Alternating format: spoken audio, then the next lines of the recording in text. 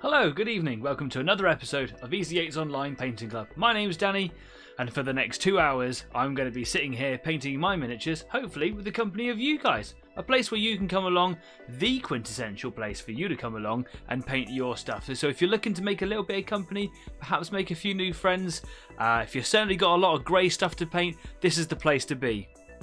If you're painting something this evening, if you're working on a project, doesn't matter if you're painting, building, drawing, do you know what, it doesn't even matter what you're doing, as long as you've got a hobby going on, or even if you're coming along for the company, let us know about it. Drop it over here in the live chat, or wherever the live chat appears on your screen. I've been told that on some screens it appears in different locations, so join here in the live chat and make some friends with these guys over here. We've got a staff who apparently isn't sticking around. Bye, staff. Cheers, mate. Take care. We got Kez, we got Jeff, and we got Adrian. I was going to say evening, but that's what you're saying. Who's called Evening? Oh, what a great start this has been.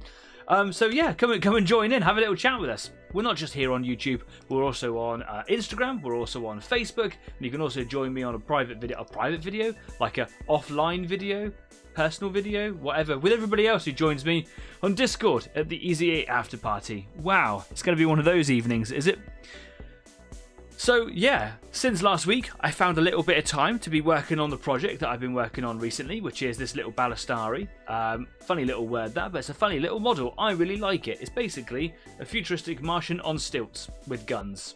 What's not to like about that? I absolutely love it. I've been struggling with some orange pigmentation issues because orange is a complete pig to work with apparently, but I found a little remedy and I'm going to explain everything in just a moment. If you're new here, Easy8 isn't just a place where you can watch me do stuff. It's a place where you can... Eloquent as ever, Mr. Lacey. You're welcome. It isn't just a place where you come along and watch me do stuff. It's a place where you can kind of make some friends, bring some friends, and the community only gets bigger if you subscribe. So please, if you haven't already, do consider subscribing. It really does make my day. It's what I'm here for, is to make a community of people. And by you spreading the word and by those new people subscribing, really helps make the community grow. It is how the community grows. So go tell a friend, go tell a stranger. You know, no stranger danger business. But just go and tell someone and get them to subscribe. That would be great. We're at a really good number, 171, and I couldn't be happier with that. We could be at 200, and I promise that if you get me to 200 subscribers, I'll let my cats in here, and I'll eat everything. Subscribe, it would make my day. It really, really would.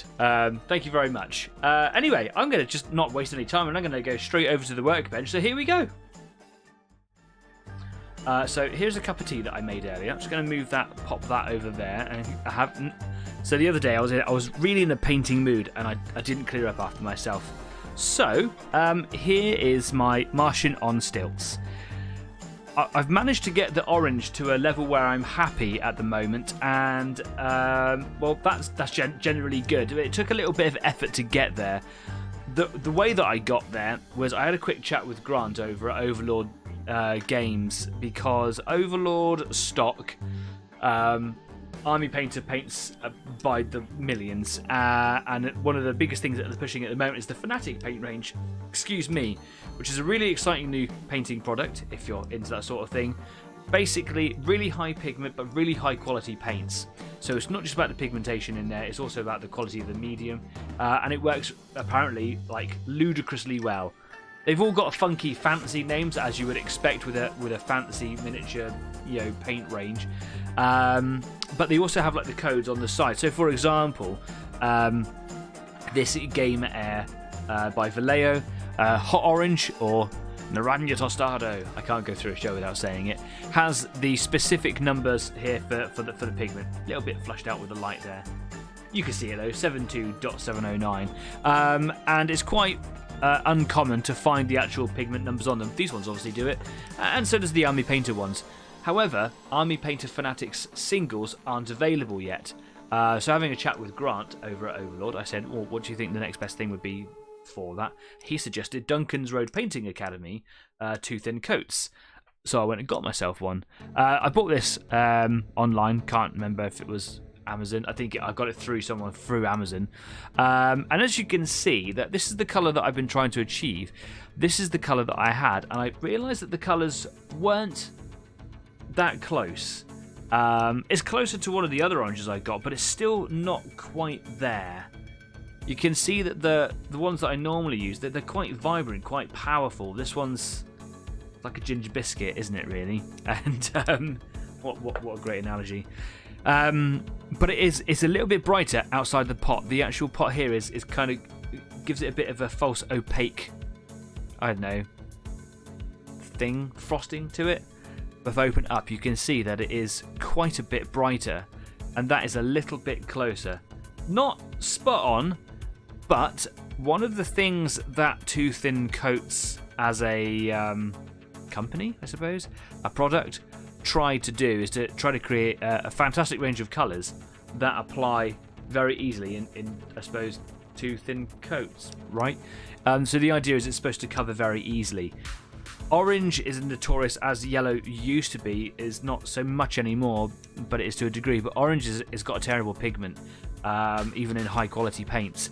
And this one has just enough to do the job that I wanted to do. It still goes on a little bit streaky, and it still took a couple of coats. And then I just went over with a single coat of this. And because it had this orange as a base, it saved me from having to do layer after layer after layer. Now I'm actually at a point with the brush version, because if you remember from last week, these two paints here are absolutely the same, but the one on the right with the grey top is for brush, and the one with the black top on the left is for airbrush. You can use airbrush paints by brush, they're just a lot thinner, so you're going to end up doing coat after coat after coat if you're applying by brush.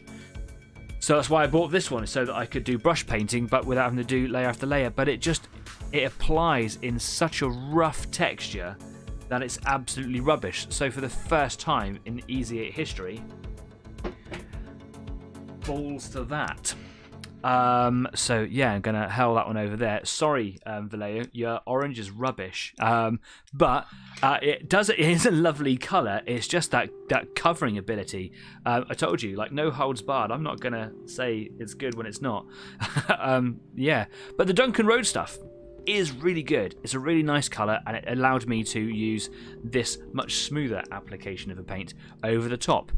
When I was painting all the orange the other day, I thought, yep, I'm done with that, and then I realised actually I missed a bit, and it's the funny kind of pelvis bit in the middle, and you can see here that that's all sorts of streaky.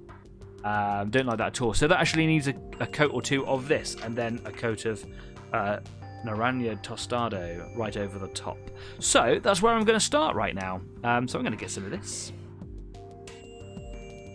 It's quite a thick paint, but I suppose that's a part of the properties that make it a good covering paint. It's also, you have to give it a bit of a squeeze. A lot of the Vallejo ones, they come out quite freely. Not liberally, but they do come out quite freely. These ones you have to give them a bit of a squeeze, so you can literally count every drop, and it's quite a bit of effort to get that out. Actually, I'm going to do one more drop there. You do have to mix a bit of water into it. That is one of Duncan Rhodes' things, one of his mantras. If you don't know who Duncan Rhodes is, he is a former painter from Games Workshop, one of the guys who did a lot of their box art for their products. Ended up doing like the painting how-to channel on YouTube when that became a thing with Games Workshop. He soon, very quickly, rose to fame, became a prominent face in the world of hobby painting, and set off on his own. Didn't leave Games Workshop on bad terms. I think he was, I think they kind of miss him, I should imagine. Surely they do. But he wanted to go off and do his own thing and explore other games and, whatnot. And now he's got his own range of paints. What a success story that is. So, yeah, you can view tutorials of all sorts of kinds on YouTube through the Duncan Rhodes Painting Academy. Now, what I've just done is I've just mixed a little bit of water in with that. And one of his things is, like, apply a little bit onto your palette, put a bit of water into it. Just helps you control it all. So, I'm just going to start by painting the inside of this left thigh bit here. And there's a big blobby black stain just in there. That's not shadow.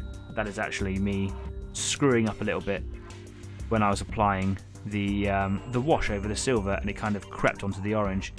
Now, this orange has the guts to cover over all the streaky orange bits, and it will do a pretty good job over that dark shadow that I was just talking about. but it might need me to come in and do a second pass over that dark bit a little bit later. In some places where it was kind of hard to reach, but you could still see a little bit like it on the insides of the thighs and things. If there was a big stain or something, I just kind of just blobbed a load of paint in there. The fact that it's almost out of sight means that you're not going to see the fact that I've just dropped a load of paint in there. When I say drop blob, do you know what I mean? When you load up your brush and you just touch it on and it just kind of comes off. You know what I mean. Jeff's asking if I've got a new Wazomatic yet. I don't know. It was payday yesterday. Happy payday, me. So maybe I'll be looking to get a new one soon. What I have got, this was courtesy of Kez, who is in the live chat right now. Kez gave me a load of steel ball bearings that are all sterile and ready to drop into paint pots so that they become little agitator balls inside. So when you give it a shake, these help agitate the paint and mix it up. Thanks very much for that, Kez, along with a couple of foam pad sanding pads. Very kind of you.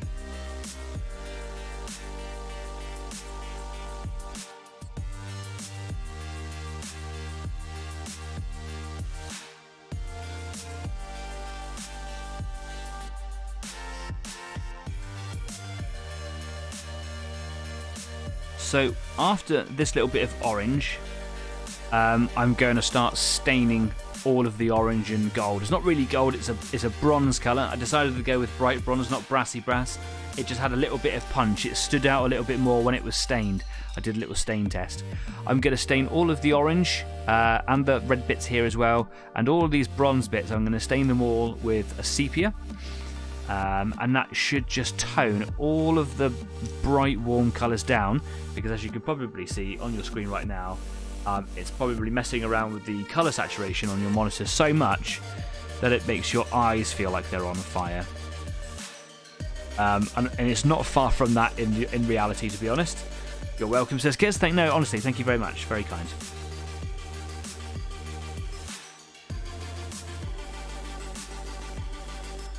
There's a little bit of white in there, which tells me I missed a little bit last time. There we go.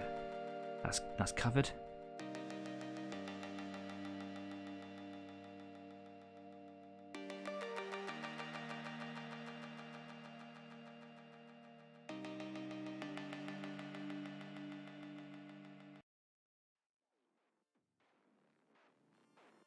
Now there are still parts of this orange paintwork that is still a little bit streaky, but that's okay, because when I put the sepia wash over the top, I'm hoping, and it has worked in the past, that it will basically hide a multitude of sins.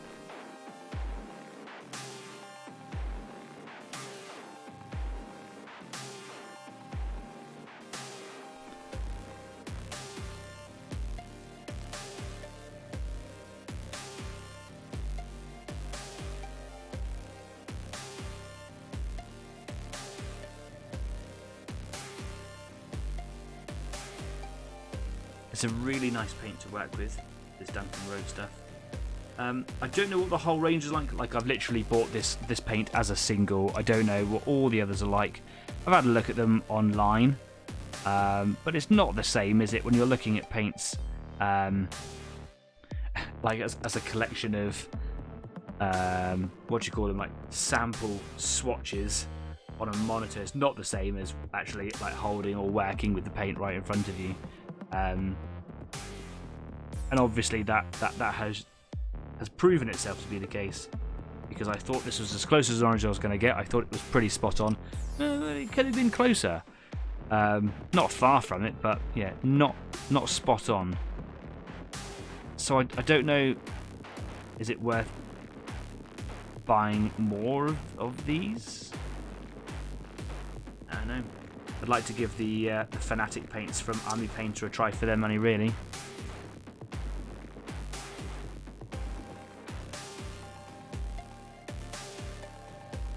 Actually ran out of paint there. Where's my Duncan Road paint? There it is.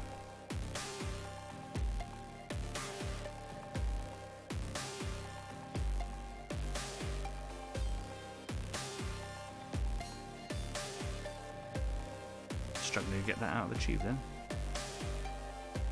It's actually got quite a nice little lock to it, so when you're unscrewing it or screwing it, it's kind of I unscrew it here, put it back on, when you screw it up, it goes to a tight point, and then it gets that tight point, and then it goes click one step further, and then it tightens up a bit further, so it's really nice and secure paint pot. I appreciate that, because I am the sort of guy that will spill paint everywhere.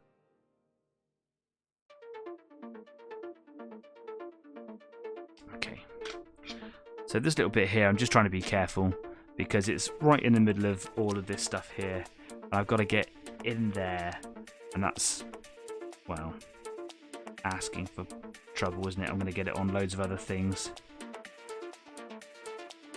And do you know what I always say on my shows, come and join me for like a live video thing at the end of every show. Come and join me on Discord at the Easy 8 after party and have a chat with me. A lot of the time I'm cleaning up the mistakes that I have made during a live show. Like, I feel a lot of pressure doing a live show. It's very hard work. You may or may not have noticed I'm not the fastest painter in the world, so I try to rush things to kind of, you know, make it a bit more of an entertaining show and have some sort of sense of progression, and I just make mistake after mistake after mistake. Yeah, and on Discord I'm often tidying up after myself. What can you do, eh?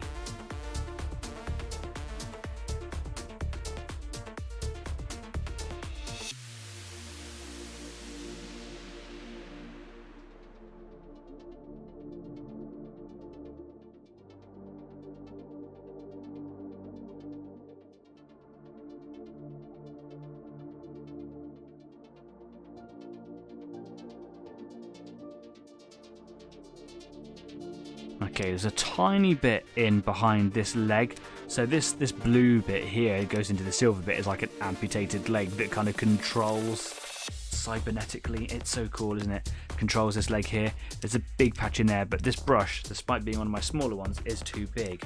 So I'm just going to give my brush a clean out. There we go. And I'm going to move over to my 000 brush, which is much smaller. Here's the other brush I was just using, and here's this other one. Tiny by comparison. So should be a favourite brush. Getting into that tiny little nook and cranny. Make sure I've got enough paint loaded with water in there at the same time.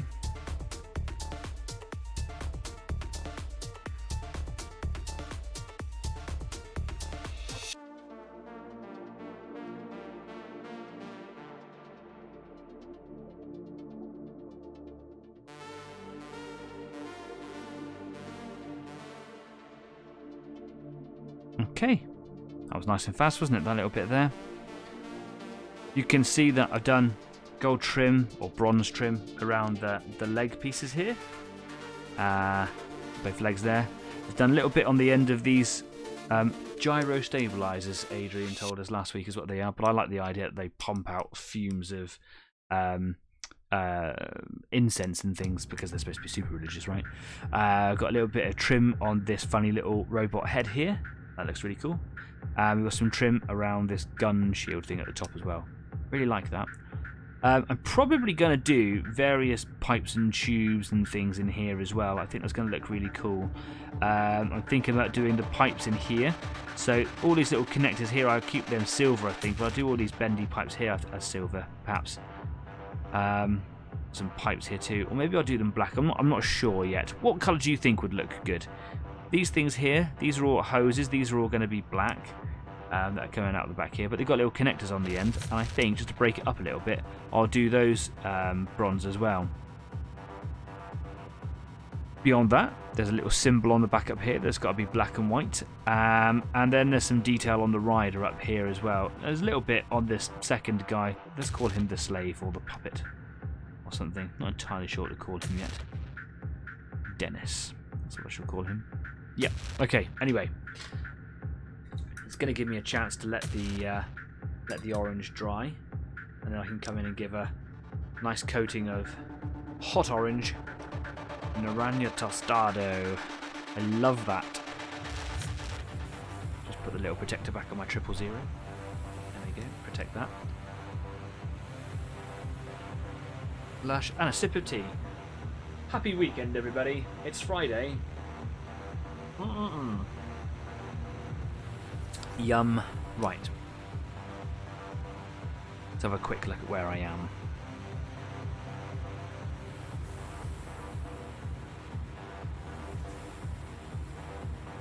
So I might do some bronze very quickly now on the ends of these plugs, these little hoses that stick out the back of the engine here. I like the fact that they're just random connections, don't really know what they're for. Last week you'll remember that I broke this off. It was dodgy anyway, so I just pulled it off in the end. That needs to be repainted, so does the one on the side over here. I didn't know what colours I was going to paint them. They need to be silver. And then wash down to kind of make them blend in as well. Adrian says hoses and bendy pipes should be black, maybe yellow. Connectors should be a metallic colour of your choice. Okay. I was thinking black, because you're right, like hoses should be black, right, because it's kind of the colour that we associate with them. But I was hoping that there would be like a colour that would kind of pop a little bit, which is why I've commonly done like brass works and things like that. But you're right, I think that I think black is the colour of choice.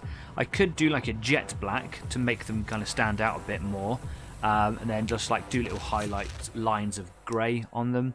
I think that might be the way to go forwards. What do you think? Jet black, so that they're kind of penetratingly black. In amongst all of this bright work, hopefully black should really stand out, right? Right? I think that it would also be nice to do some like brass works around the edges of the hydraulics here, but I don't know how I feel about that. I think I'm just painting bright colours now for the sake of it. So let me know what you think on that. I like the fact that the hydraulics stand out, bright silver. That's the way it should be, I think. But for some reason in my head, I'm just going, ooh, I'm crying out for a little bit of bronze. Let me know what you think there. Jeff says, was doing tiles on my big plantation house today, but I've run out of tiles.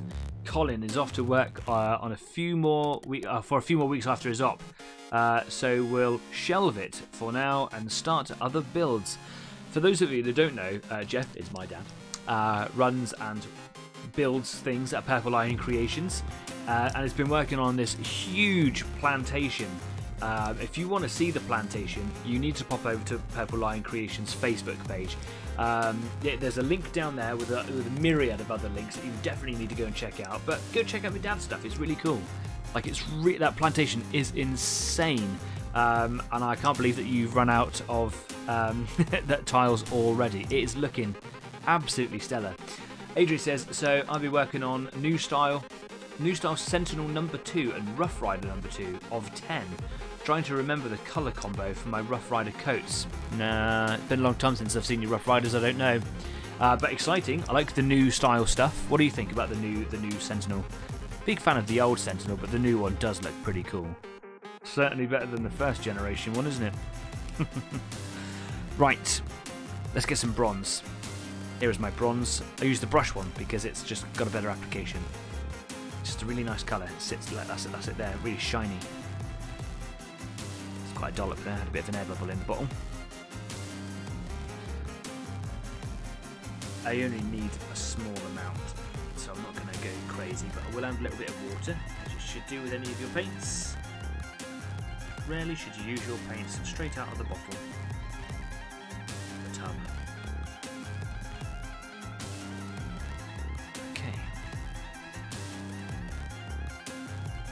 Okay, so I've bronzed up and I don't know what I'm bronzing. Ah, here we go. Bronzed up. Makes it sound like I've been out tanning myself. Connectors, here we go.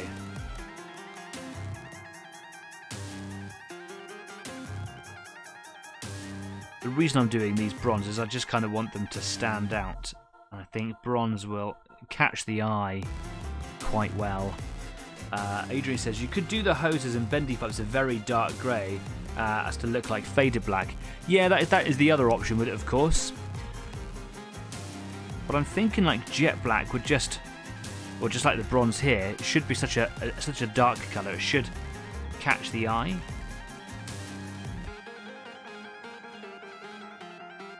Of course, I've got my favourite Corvus black, which is like the darkest grey you can get before it becomes black. Really good for doing like historical rubber and things like that, tyres on old vehicles and things. Okay, so that's one connector done there, with a little ADHD migration to, to these little things.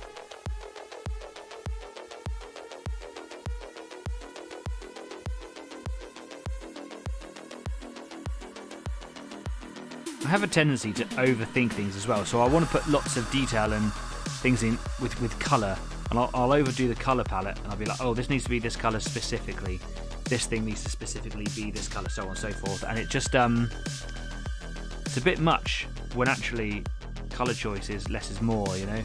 Jet black would look too new. That's a good point. That's a good point. And that's why I like to get the opinion of the community.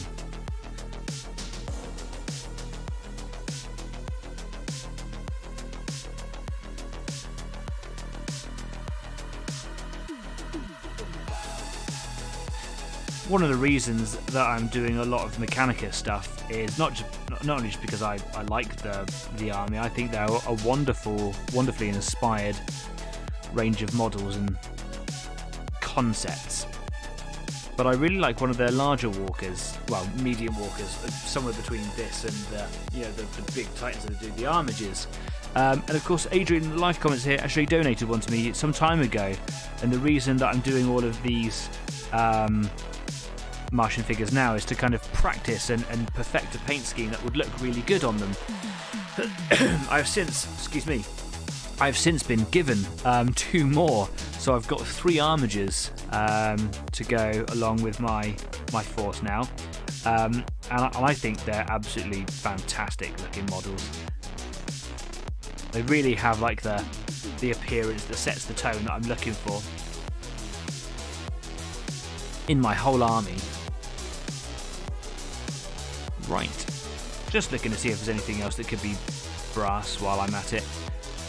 I think that the silver is a good colour to use on the leg stumps here, and the arms. I don't think I'm going to do anything bronze there. I could do some bronze stuff on the knee shields, but I think again I'm just painting detail for the sake of it.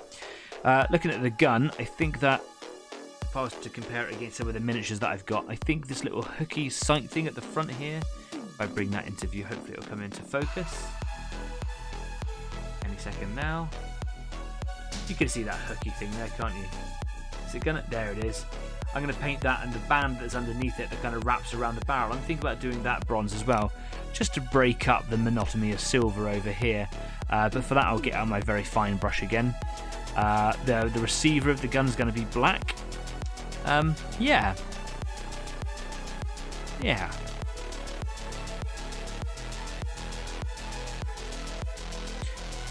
Okay, I'm going to do these hoses here black before I do any of the pipes, because there's still a part of me that's screaming out for more metal colours. Okay, let me get my thin brush back again. No, I'm not. I'm going to carry on using the one I've got. What am I talking about? Where's my Corvus? Corvus black. My desk is such a mess. There it is. Back there, Corvus black. Love this. Gonna give it a shake. I'm gonna have a sip of my tea.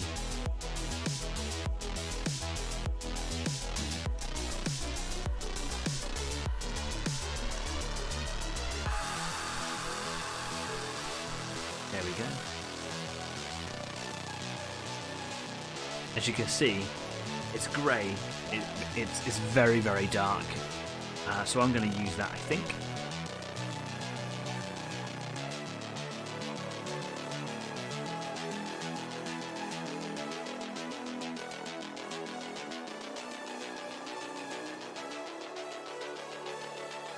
Dollops, add a touch of water.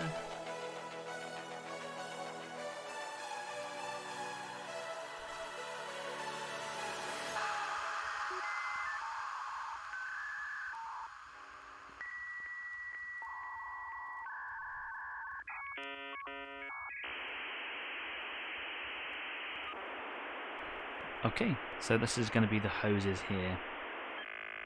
I'm going to do all 3 of them. There's one that actually doesn't have like a hose print on the side of it, like it looks doesn't have that ribbed appearance. But I might want to do it like a different colour later. But if I just do it all black now, stop fussing.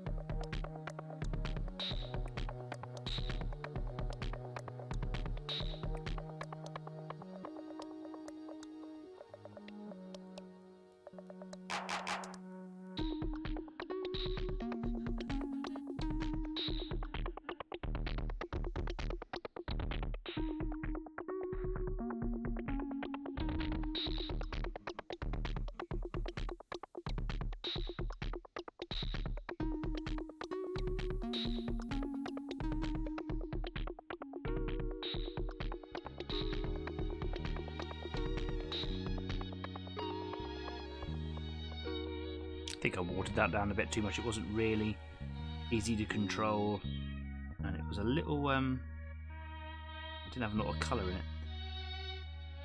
So I've just gone back to pick up a bit of thicker paint there. Struggling to cover over that silver metal colour.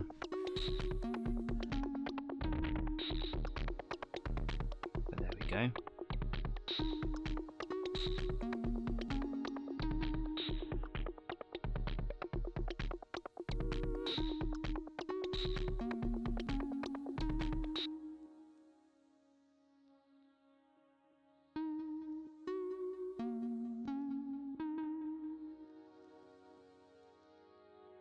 I think Adrian was right. This dark grey, not quite black, was the colour of choice. Really, I think it was the right choice to make.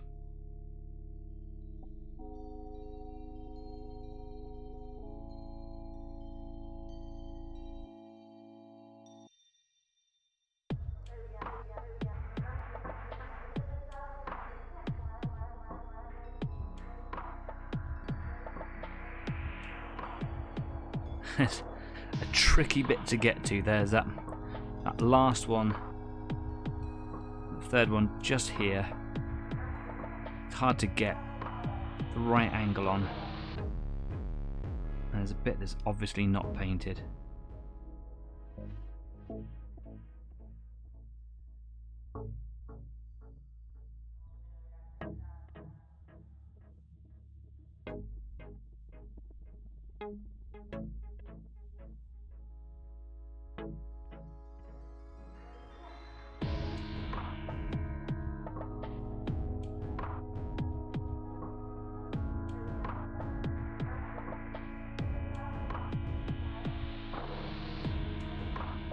A little bit tricksy, but I think it looks good. So I'm going to paint these pipes on the legs. So we've got one on the back here, and we've got on the inside of the legs, we've got 3 that kind of come off the rider or the controller or whatever. I'm going to paint them black now, see what they look like. I can always, highlight them with lighter greys if I want to, just to see how it works. It's easier to paint over black than it will be to paint over metallic. So if I was to paint them like bronze now, it would be very difficult to cover them with black later. So yeah, kind of know what order you want to go in, really. So I'm going to try that now.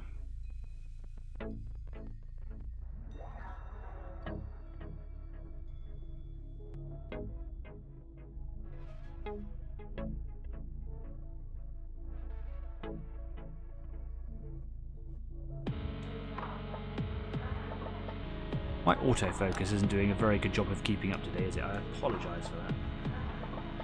One of the next purchases that I need for the studio is a camera that can really, roll with the punches. This little webcam served me well for all these years, but it's not doing the best of jobs.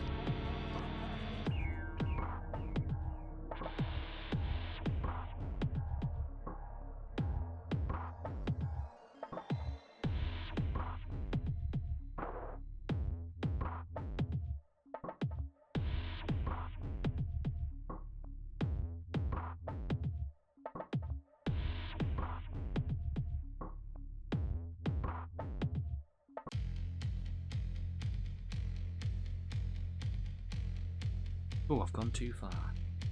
You've gone too far.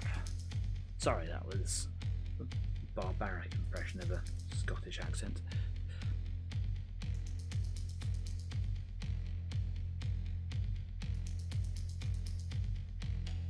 I have to paint over that later. It's not the best job I've done there before.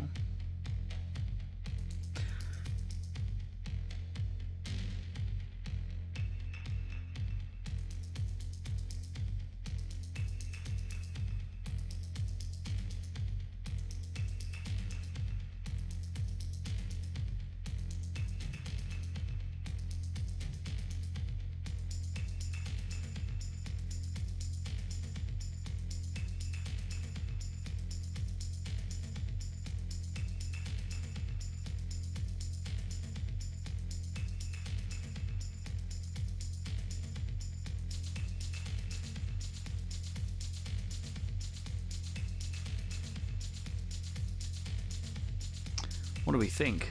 What does the black look like on the back of that leg there? Does it look alright? Do you see what I mean by it? It doesn't have the punch, it doesn't stand out so much. It might need a bit of highlighting with a lighter grey perhaps. Doesn't seem to have that kick that I want it to have.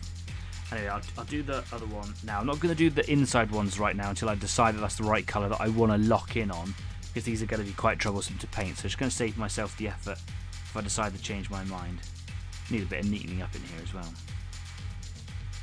Not done the best job. Where that bright silver's gone in there. Been a bit messy with it really. That's a job for Discord.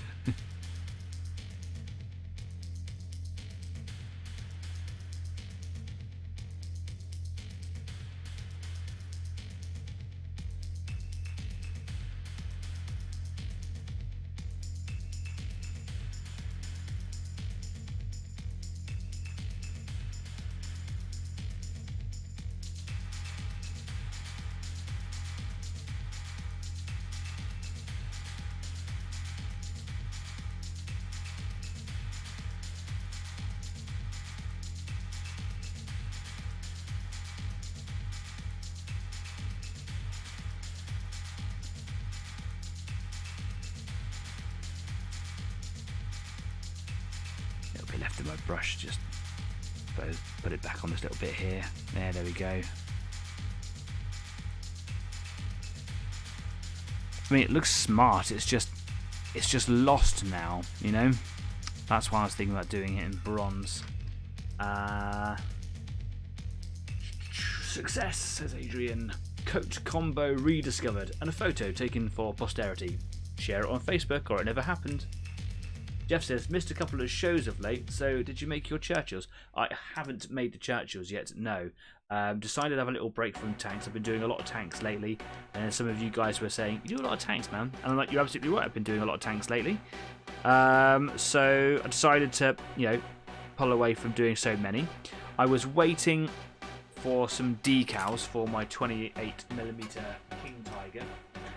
This beast right here, sat on the side.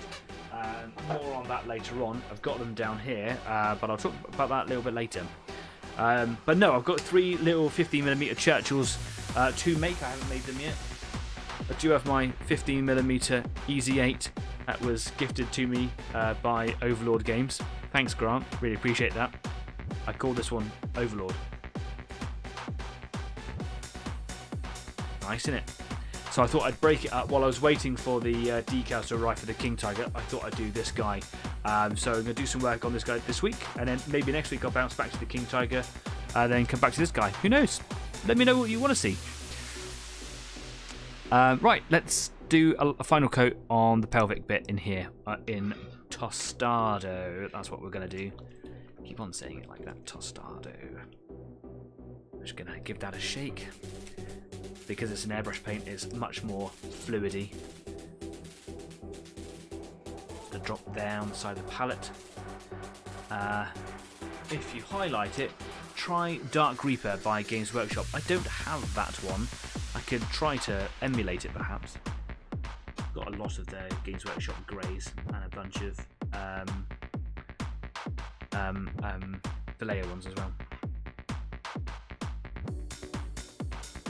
Okay, so literally I'm just kind of going over with a hue altering layer. This is just to bring out that hot and vibrant property of the original orange colour that was lacking from the Duncan Rhodes paint. That's not to say that paint was bad, it just didn't have the vibrancy that I wanted.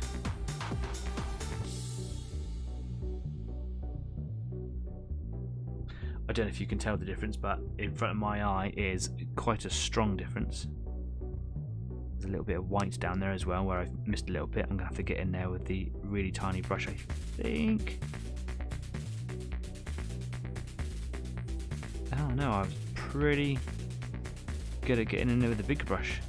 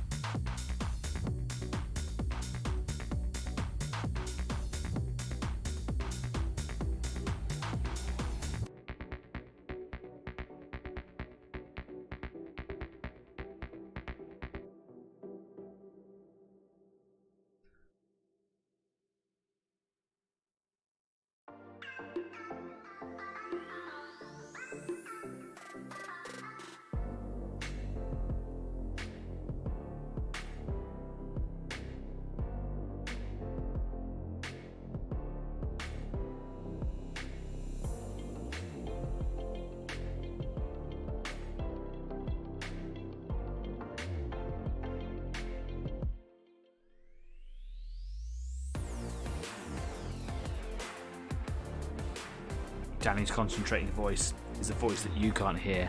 I'm really sorry about that.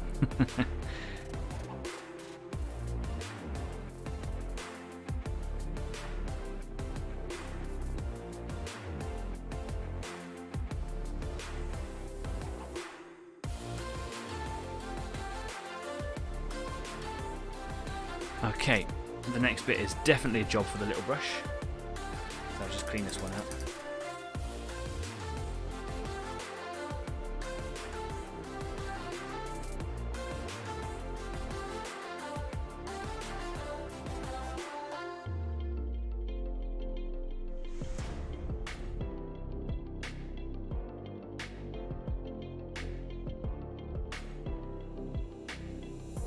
Oh, I've got a cat hair on the end of the bristle. What would a show be without a cat hair?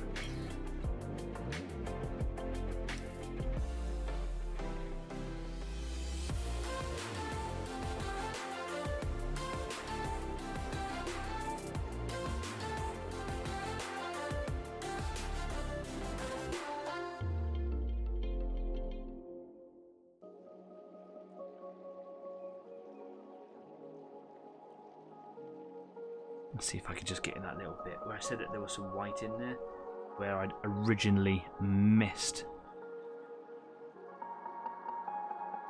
some with the other coats of orange. Looks like it's all gone in rather well. And I did notice a tiny little overspill on bronze, just on top of the gun shield up here. I don't know if that's going to focus in there now, is it?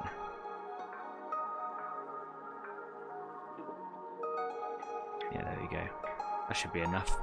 I did say I was going to do these little bits here in bronze, didn't I? And while I've got the little brush and the bronze still wet, I might as well go and give that a go.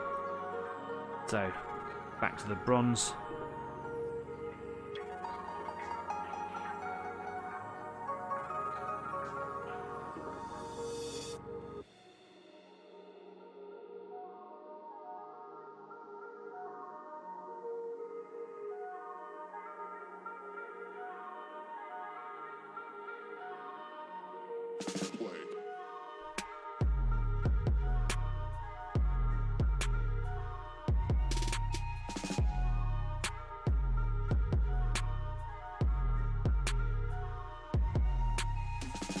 Really tricky bit to paint and hold the model at the same time. I'll try and find a way to do this.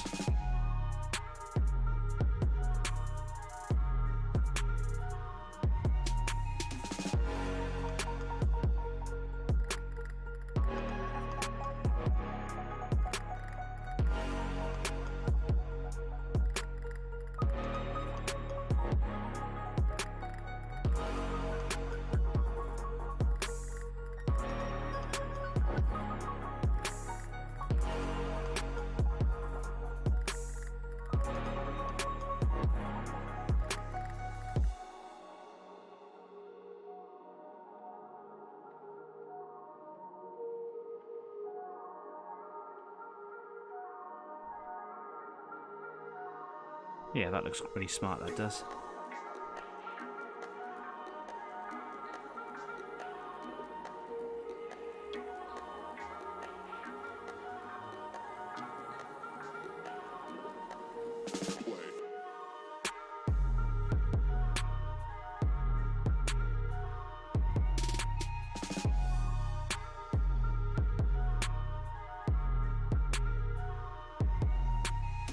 It's just tough to hold it. I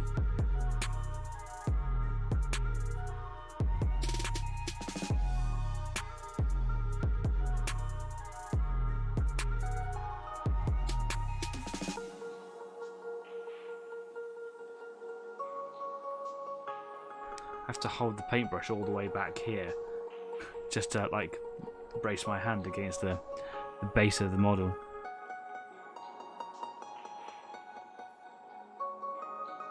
But I think I've got a pretty good control over it there. Because I'm able to brace my hand against the base, that was working for me.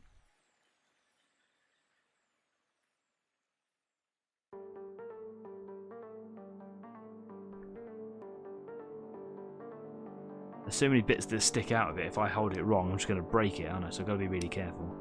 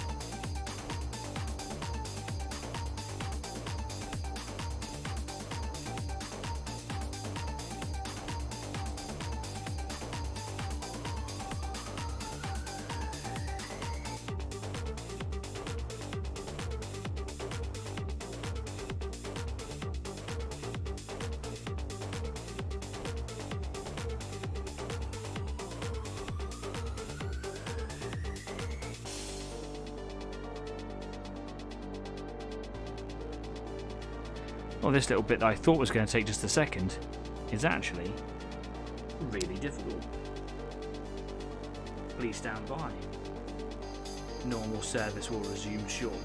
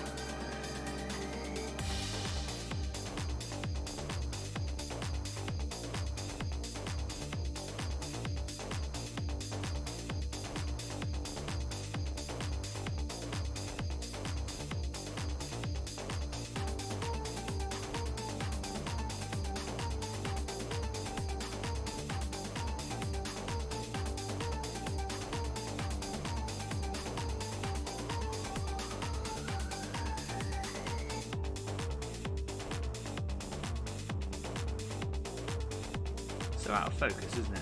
Come on now, work with me. Work with me, camera.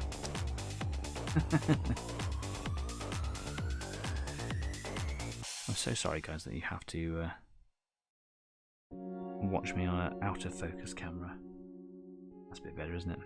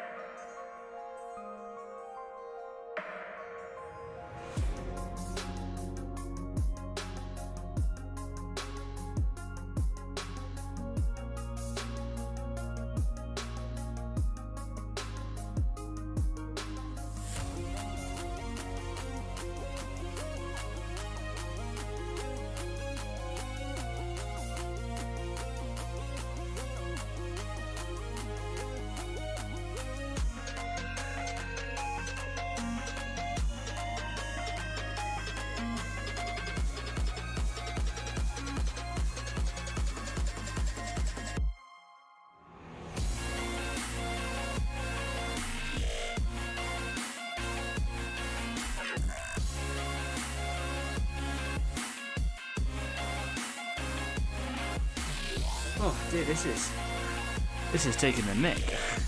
This is really difficult. All I want to do is just get down the inside of that circle there. The only reason that I'm painting these bits is just to break up all that silver.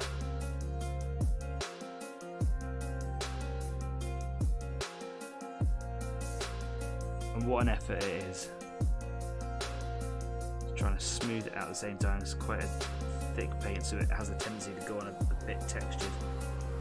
But I don't want that. I'm just clean my brush out. That's probably going to help quite a bit. Oh yeah, lots of gunk in there.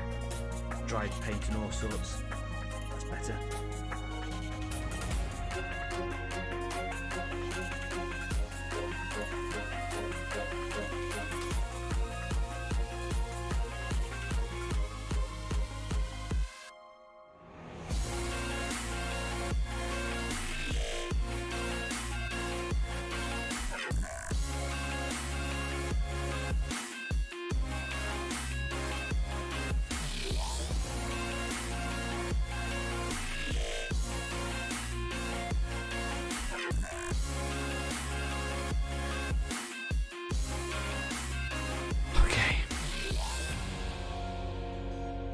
Last little bit just to make sure the back edges and the inside of the loopy bits.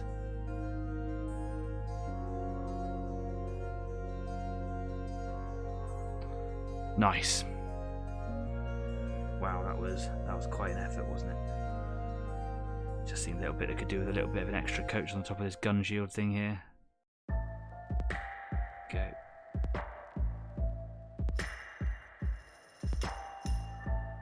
Excellent. Right, well now I can crack on with the actual thing that I want to do, which is staining all of the orange and the bronze. It's all going to be stained the same colour. And what I was thinking was that if I stain all of it sepia, it should look really, really nice. It will tone everything right down. It will make it the same sort of orange as this guy here. And as you can see, it's massively different. This is so vivid in your face. This is gonna, this is much more calm. This is gonna calm right down. And yeah, the bronze and the orange should be equally affected by the sepia color. But to help the bronze trim stand out, what I could do is get earth shade, which is a much darker. Nope, that's flesh shade. Where is there it is, there's my earth shade, and here's my sepia. So my sepia is a wash that will be very warm, very light, quite a mild effect. This is quite dark and cold and aggressive, very good for like edge lining. So what I could do, for example, if I was to use this piece here, this thigh piece, is I could actually run a thin line of earth shade on the border between the orange and the bronze, and it should help the two colours really separate and really self-identify. That's my plan. It's in my head. Whether it translates to what I want here, I don't know yet.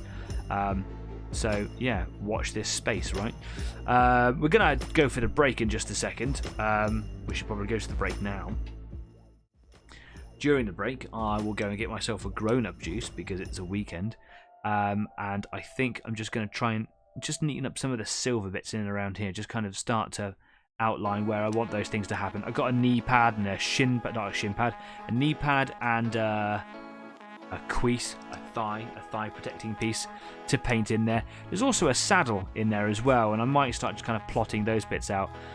The black on the hoses has worked to a degree, but I think the problem is it just... So on the hoses on the back here, the dangly bits, that's fine. But on the backs of the legs and where the inside of the legs are going to be, I just think it needs something that's brighter. So I might end up doing them bronze as well to make them stand out. Maybe I'll do them gold, because the gold will be quite dark and rich in the colour compared to it, and that should kind of separate them, make them stand out a little bit differently, or perhaps. You heard me. Yeah, anyway, Jeff says, do you find that you hate your model by the time that you are near finished, or love the whole process? By the time I finish some of the builds, I don't want to look at them for some time. Yes, I get that up until I finished it, and then when I finished it, I fall in love with it again. When I say this is done, it can go on a shelf or in a box or part of the collection or whatever, and I love that feeling. I love that process. Kez says, I love my models when they are finished. I like staring at them. Yeah, me too, because this is the joy of this hobby, isn't it? It's not just some sort of geeky, nerdy model that's been made and you put it together. You get to put your style and essentially your personality into it, and it's a part of it is coming to life, isn't it? It is how you imagine this in your mind's eye, what it looks like, and what you're doing is you're creating an opportunity for someone else to have a window into your imagination, and I love that. I love it when it's something as ludicrous as this, or something that's as historical as this. Whatever it is, I love that process. But there is a part where it starts to drag on when you're constantly having to come up with new things, new styles, new colours, or kind of do something different on there. When something goes wrong and you have to do a lot of patchwork, doing the detail work takes a lot of time as well, and then inevitably you're going to miss something. When you come back to it, you go like, oh, I need to do that as well. It's the old I did that moment. Oh, excuse me, says Adrian, I choke on my own tongue. The old I did that moment. Yeah, I couldn't agree more. That is, I made this. I did this. I know someone designed it and made the plastic bits for it. I put it together, but I painted it, and I have created this thing. And I love that. It's quite emotional. It's an emotional thing, isn't it? And I think that's really valuable. It's the same as looking at a piece of artwork on the wall. I know that there are great works out there by fantastic artists, Monet, Da Vinci, so on and so forth. But the fact is that is a thing that they have imagined and a thing that they have created, and it's not different in my mind. Kate says the process can be frustrating at times, more so when things don't work the way you hoped. Yeah, absolutely, but that's the same with anything, right? It's really nice when I drive somewhere and it all works out. It's really annoying when I drive on a curb and ruin my hubcaps. It's totally a separate thing to think about, but everything has a bad side, good side, right? Anyway, I'm gonna swig the last of my tea. Gonna go and get myself a grown-up juice. You should change your paint water, or otherwise do whatever you want, and I will see you back here in 10 minutes. See you in a bit. Bye.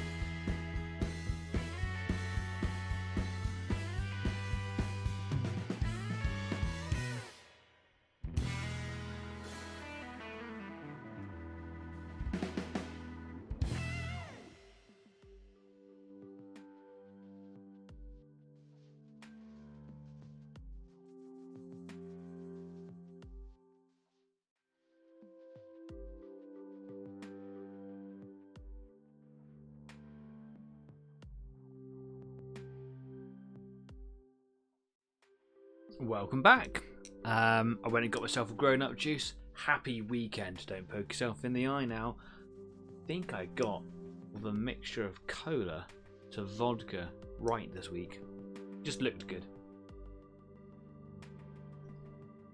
Yeah, spot on. Happy Friday. So yeah, just a little bit of neatening up. I'm just trying to just make sure that the grey on those pipes that I was talking about on the backs of the legs is fully painted, making sure that it's nice and opaque and it's not streaky where I've painted over it. Because I thought I'd give it a chance of highlighting, just like Adrian was talking about a minute ago. Find an appropriate grey to help make those little features pop. The reason that I'm not entirely happy with them being black is that they just seem to be kind of lost in the background of all the colours that are on there. It is mostly a silver and orange thing with a morass of details, various colours, and they can be lost in there if I'm not careful with it. And I don't Oh, excuse me, that was vodka and coke. I don't want it to be lost. I want everything to kind of stand out, so it's just a little bit painful to look at. But if black works, black works. I just got to make it work, and just need a little bit of time to sort of see that through. Gold, or the bronze colour, is a colour that I like for it. I like to be able to separate on my Martian stuff the differences between hoses and pipes. Hoses have got ribs on, basically. That's the way I differentiate it. And I like the hoses to be black because we associate with things like, you know, vacuum cleaners or whatever industrial setting a hose would be there for. But all the little pipes that we've been looking at, like that attach the walker's legs to the driver's legs, I kind of wanted them to be metallic. Now I know that in our kind of concepts that metallic pipes are rigid features that don't bend, but it's the 41st millennium, and we do have metal pipes. We have flexi pipes, you know, the plated pipes. So there are ways around it, I suppose. I don't really know what effect is best, so I just need to explore that a little bit. What I'm going to move into in a minute, just going to let that paint dry that I've just played around with there, is staining the whole feature like I was talking about a minute ago. Before I go too far though, what I want to do is shout out to Kez, who is in the live chat right now, we've been talking to throughout the show, asked me earlier on in the week if I could post a photo of her recent works. Ever since Easy 8 started, there have been a group of followers who are quite close to me because, you know, when you start out your own little YouTube venture, all your friends tag along, and Kez is one of them. Kez lives very local to me, and she's a massive fan of Battletech and has been very studiously painting her entire Battletech collection ever since Easy 8 started. Just earlier on this week, Kez finally finished the whole project, which is an astonishing thing to do. Well done to you. I applaud you. That is literally what this show is about. It's about finally getting some colour on all your grey plastic. That's what it's all about, right? Kez sent me a picture, and the collection is immense. The only space that Kez had was actually on a bed, and sent me a second picture with different names and arrows pointing to whatever faction it was. And as far as I'm aware, it's been a long time coming. You're really happy with them. I think they look absolutely fabulous. There is just one problem with that picture, and for some reason I cannot upload images to the broadcast software for some reason. Years ago, all those years ago, when Easy 8 started, I used to do a community corner, not really knowing what to do on the show at the time. I don't do it anymore, but I used to upload images all the time, so I know that it is a possibility. I think there must be an error somewhere on my software. It's a problem for me to find. So unfortunately, Kez, I can't display on this screen that image. I could pull it up on my phone and put it under the camera, but it's not going to be as good. So what I suggest, and I ask Kez to do, is to get that picture and whack it up on Facebook on the Easy 8 page so that everyone can go and check it out.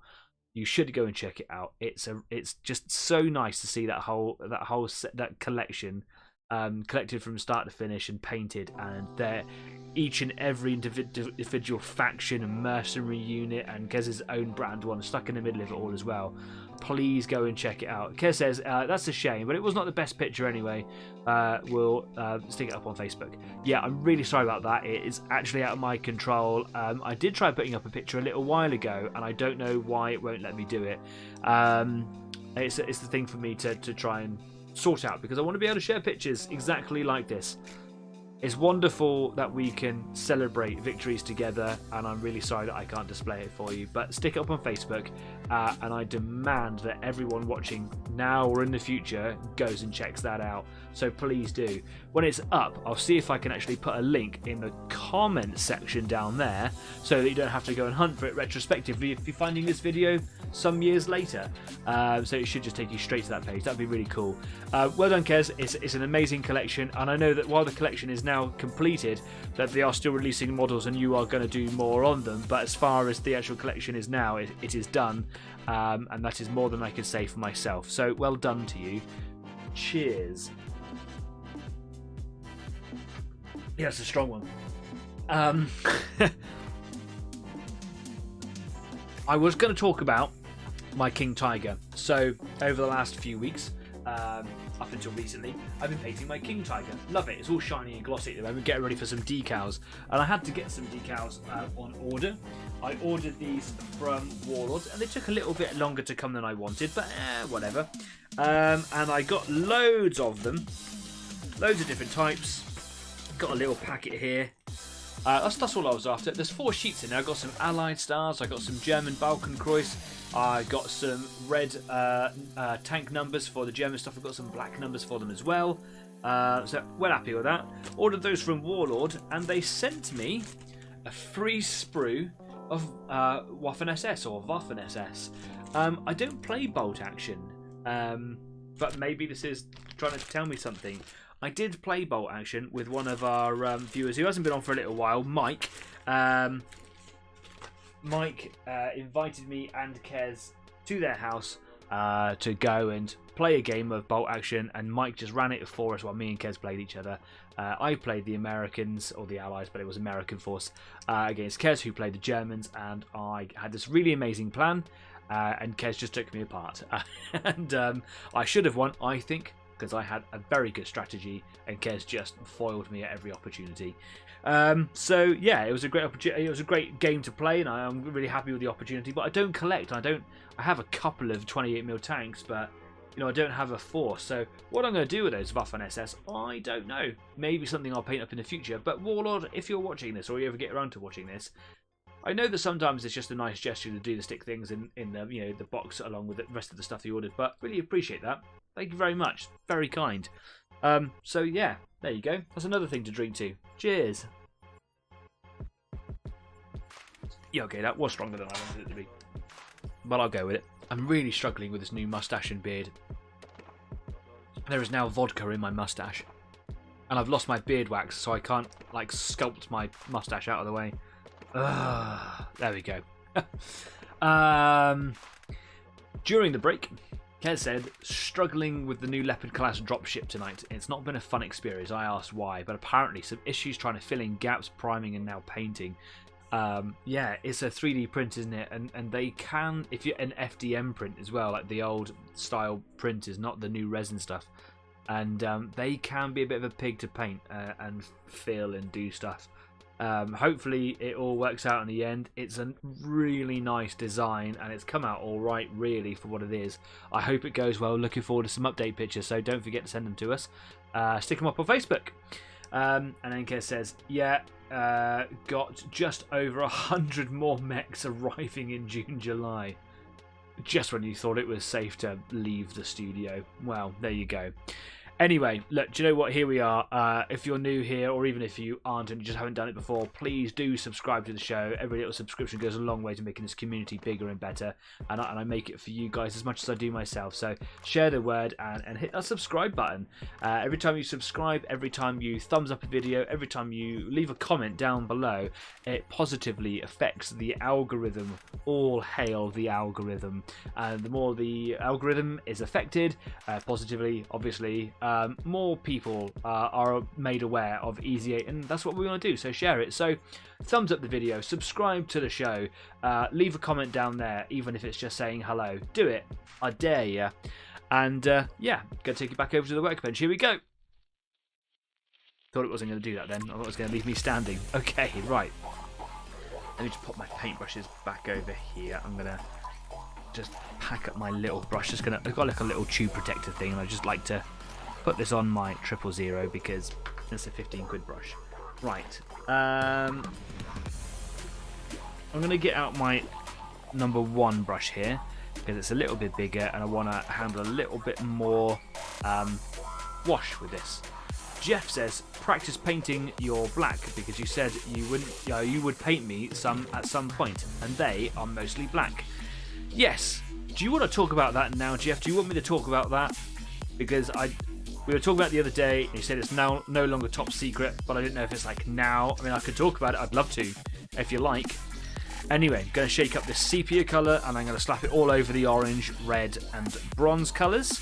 And my aim here is to not let it pool, but filter everything. So here we go. I'm going to start with, I think, I'm going to start with the dude at the top of his cloak because I don't often start with him, and I think it would be nice if I did. So here we go. This is actually one of the colours or the actual paints that I use out of the pot because, well, it's easy to control, I think. Now I'm going to apply it a little bit more liberally than I would do anything else because I want it to pull up in the creases and around, you know, like the folds at the bottom of his cloak and whatever there, and I could already see it just toning that orange down. Now if I had my partner's hairdryer, I would totally be able to help this drying speed. There's also a couple of purity seals in here. I remember painting those a couple of weeks ago, so I'm going to let the stain run onto those as well. And I'm going to try and keep the miniature moving around in my hands as I paint it, because if I was just to hold it like this, eventually all that watery paint will just run down to one area, and it will just pool and it will look awful, basically.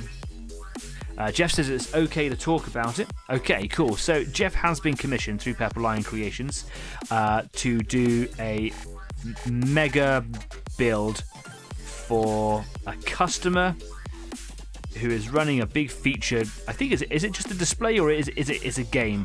But basically there is going to be a huge event later on in the year, all about the Iranian embassy and the SAS and how that was all handled.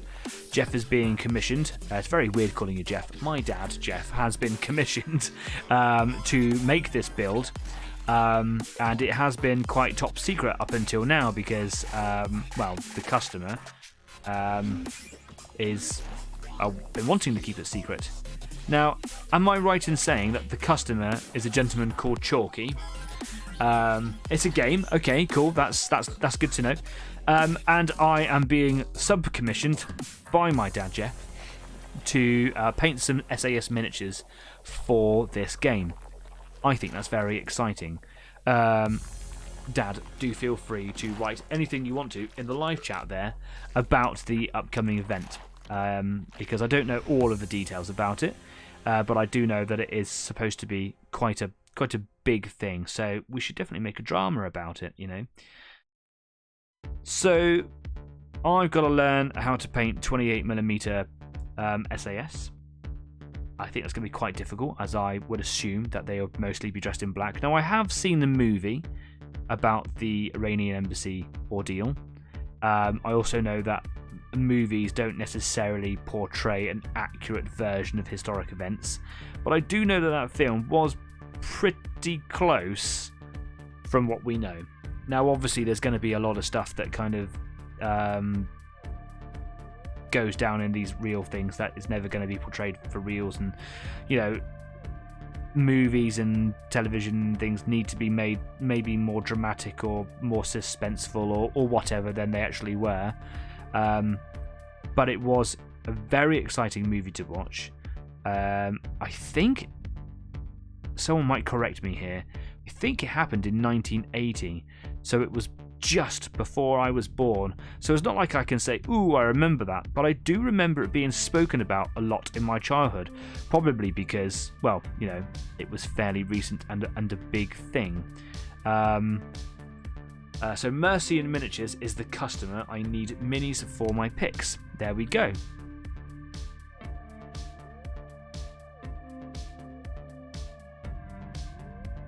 $1980, yeah, I thought it was. A year before I was born. I was born in 1981. The best of years, frankly.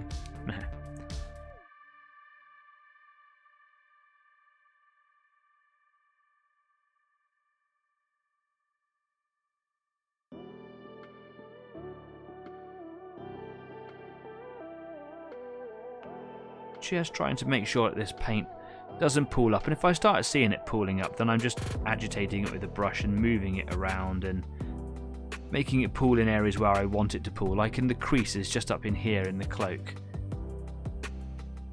Just came into focus then really sharply, didn't it?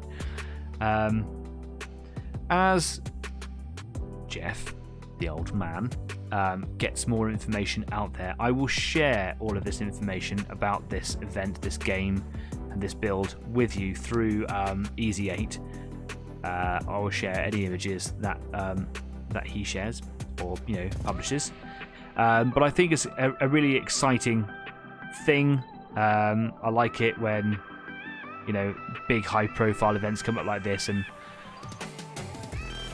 my dad gets to go and do them. It's really cool, isn't he? But yeah, the Iranian embassy is obviously a close bit of history for us here, and I think that's a really nice thing. I think that's a really cool thing to do. I don't know the game, but I'm sure we'll find out. The effect there on the front, if that's going to go into focus.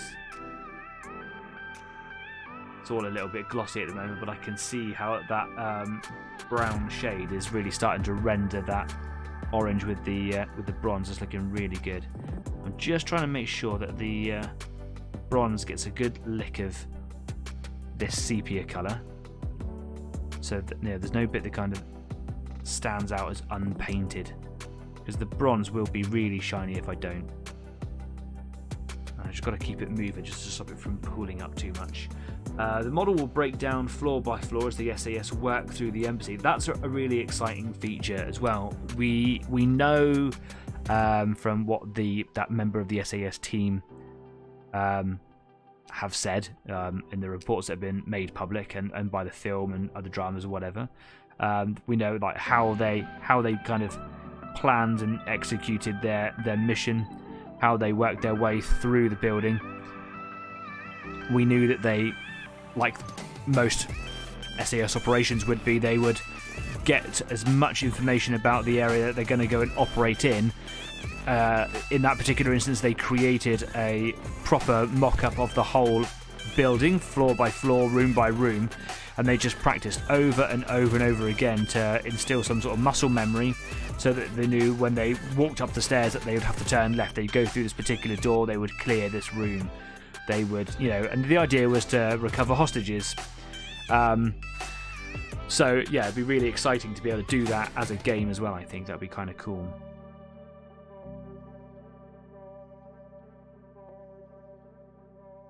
Where is the game and event going to be held? Have we got details on that yet? Very exciting.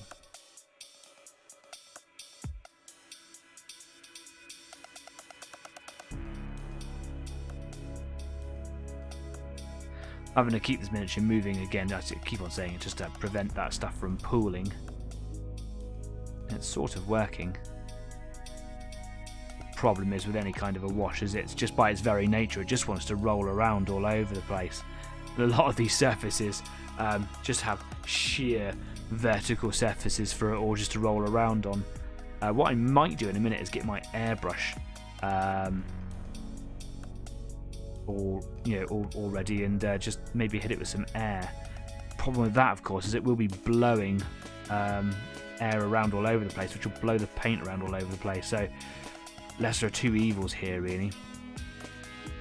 But I knew that this was going to take a little while. I knew that this was going to be the thing that was difficult just because of that drying time. But I really do like the effect that the sepia has on the orange and on the bronze together. They really work well together. Those three colours all marrying up to one another.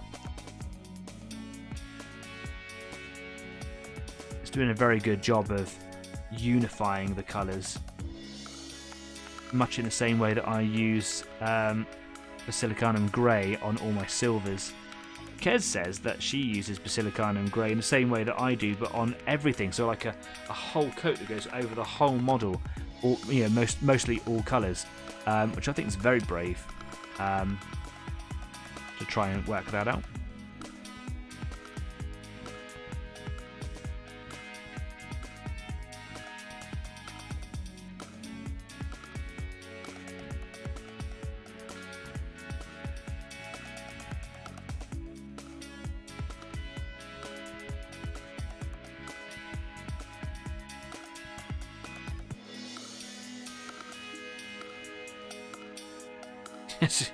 Just got to keep it moving around. So going back to the SAS models, one of the things that I said that I will do is that I will paint them up on this show. I want to finish off this model, and I want to go back to my King Tiger and get that one finished off as well. And when both of these models are completed, I will bring those SAS models from Mercy and Miniatures onto the show, and I'll paint them up, and that'll be the next project. That'll be a nice little thing to connect Easy 8 into that whole thing as well, you know. I'm not a commission painter, I'm not a good painter, I just like to try things, and it's nice to have my dad who does all these really cool and amazing projects and be included in them a little bit in some way. You know, these models are just for promotional photos for Purple Lion. They're not a part of the actual thing, whatever, but you know, maybe they do end up over there. Maybe I get a bit of attention for it. Again, sharing the word of Easy 8, right? I think it's for the second Partisan show in October. That's exciting. Partisan is quite a big feature. So big that they do 2 of them a year because, you know, get more people in, right?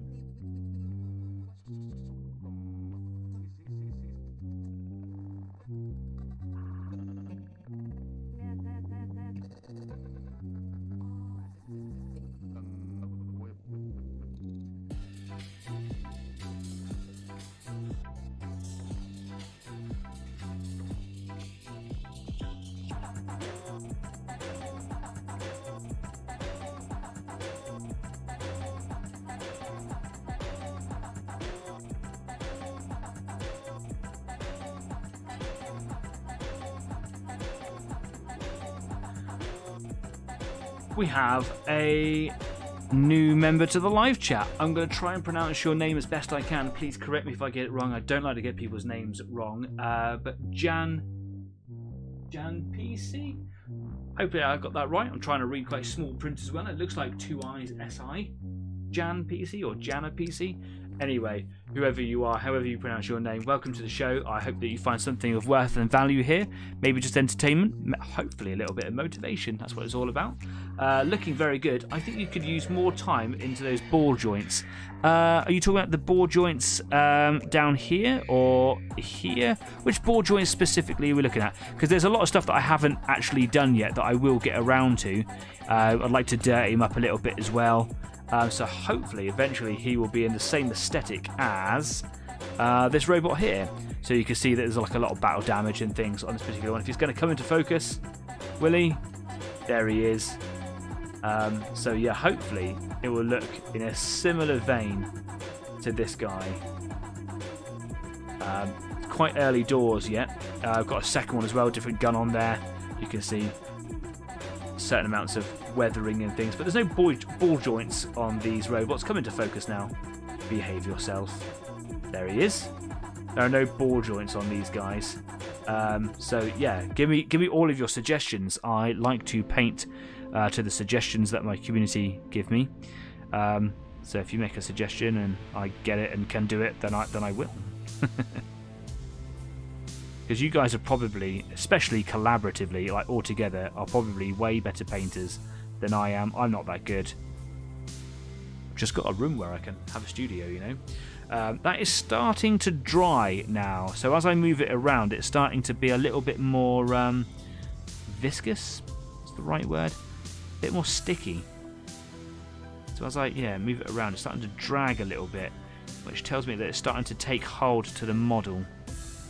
Which is good because I'm getting a bit bored of moving it around all the time.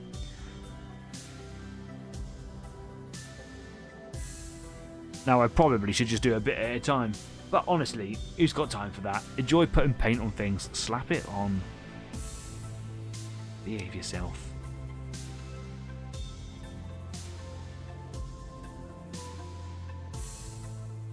I wonder if Jan, if that is your name, I'm going to keep on pronouncing it that until you tell me otherwise. I will assume that I've got it right. But are you working on a project this evening? If so, what are you working on? Tell us all about it. I'd love to know. Genuinely very inspired by the works of the community. You are the people that help me keep this going. And apparently, some people tell me that the show keeps them going too. Yeah. blow smoke at my own bum. I'm very grateful for the very positive comments that I've received, especially lately. There's been a lot of people sending me messages saying, thanks for all the motivation and the company. You're very welcome. That's what it's all about. I made this show during the pandemic to kind of connect people, bring people together. It's a nice feeling being the reason that people do connect. I was going to stop after the pandemic, but people kind of reached out and went, no, I need this. So yeah, I love doing it. It's a hobby within a hobby. Hobby for a hobby? Yeah. Having the show means that I kind of got to pull my finger out and do my own stuff too. Yes, it is nice to see other people painting. Ah, lovely. Thank you very much. I hope that we see you more. Share Easy8. Go tell some friends and bring them along and get them to subscribe. And I will do my very best to entertain you and keep you company. But mostly entertain you because I do stupid things sometimes and it's just forever on the internet for you to go back and replay every single time. That's something that's in my mind every single time I say something stupid. Or just, when I log on. Tonight's the night where I make myself like a douchebag again. Yeah. It happens. Starting to get some really nice effects now where this is starting to dry. I really like this process because it's a very clinical process, isn't it? Blocking in a colour, like this engine cowling thing here, whatever this orange bit is here. If I paint that, I paint this panel. It looks now orange. It's not like there's no freehand or stuff on there. But when I start applying a wash and I kind of, put it in the area that I want it to, it has its own freedom to kind of go and behave as it wants to. It does its own thing. And when it dries, you get some really nice random effects that it's very likely that you wouldn't have been able to achieve if you planned it. Now I'm gonna recall a story from years and years ago when I first started collecting Tyranids, and I had the second edition Tyranids, and me and my dad Jeff, who's in the live chat for those of you that don't know who he is, he was helping me paint them. He was doing a lot of the painting for me really, and was showing me that the advantages of like washes and things and just inking and staining and things to kind of create random and natural looking sort of colour artifacts and whatever. And we painted my Tyranid Hive Tyrant, and the way that the very liquidy inks or washes or whatever had kind of dried on it, it absolutely looked stunning. And we tried to recreate it and make it look bigger and better, and we ended up covering over the original one, and we lost that effect entirely, and it was such a shame. It was a really, really nice pattern that just randomly appeared. One of those things, isn't it? We ruined it. And we knew it, I suppose, going into it. We knew that was going to happen. We thought we'd try our luck, and well, the gamble didn't pay.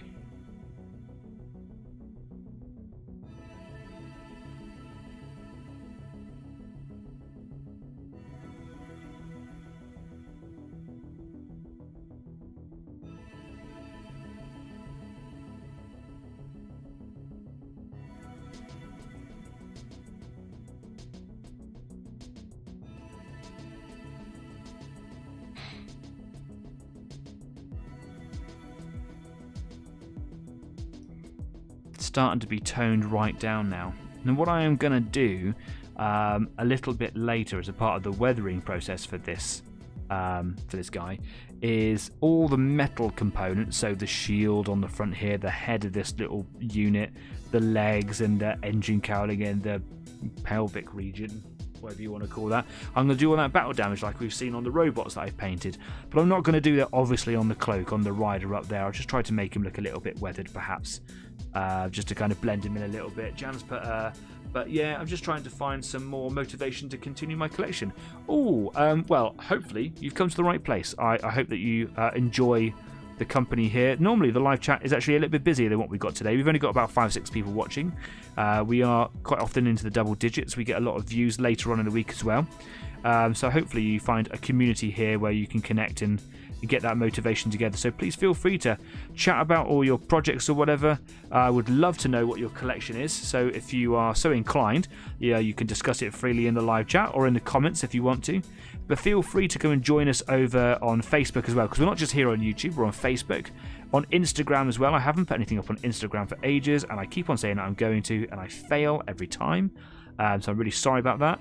But Facebook's really active. People share pictures of their stuff up there all the time. So if you want to share photos of it, I would love to see it, and I'm sure there's a bunch of people that would too. Kev says, busy painting. Yep, I knew you were there.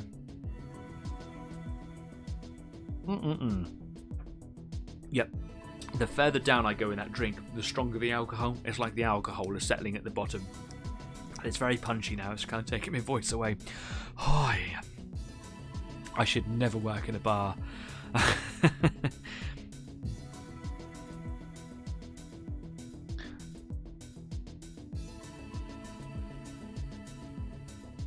Now that orange and all of that bronze effect really starting to tone down now. You can compare the bronze here on the front of this kind of gun shield thing, whatever it is, and compare it.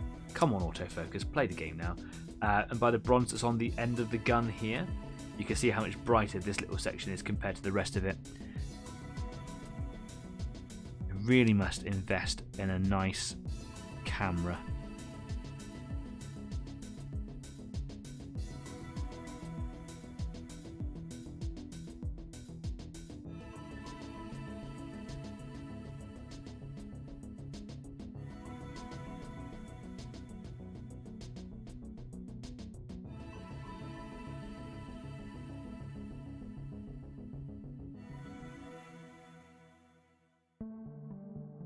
As that wash is starting to dry a little bit now, I'm just revisiting over some areas that I've already put the stain on. I call it a stain, the wash, the sepia colour. As it's starting to dry, obviously it stops running around so much everywhere. More colour can stick to it. So it's easier for me now as that first application of sepia starts to dry. I can come over and revisit with another dab, if you like, and it starts to build up a little bit. There we go. Some areas where I'm liking the shading, the natural shading is just here on the leg. That looks very shiny at the moment, you can see there. If I can make it come into focus, you should be able to see. Very glossy at the moment, there's some really nice natural shading there. Really enjoying that.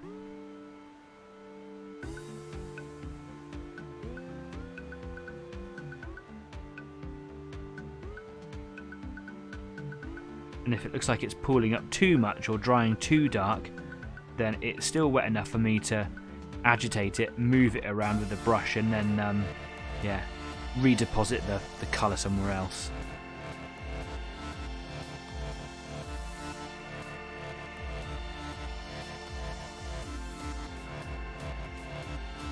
I'm going to get a little bit of sepia just on the ends of these cables here, these hoses with whatever weird alien attachments these things are.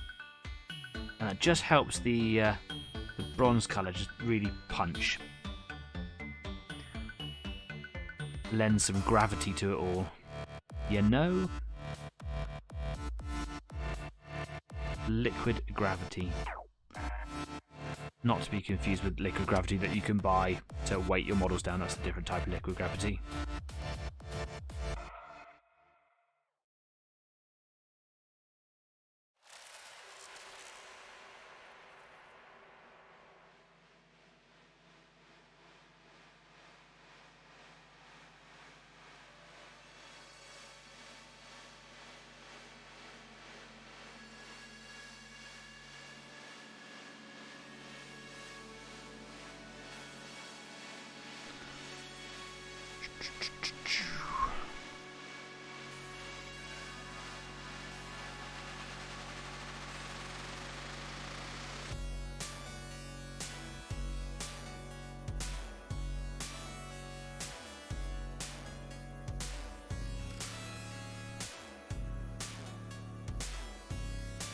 Okay, that's looking pretty good.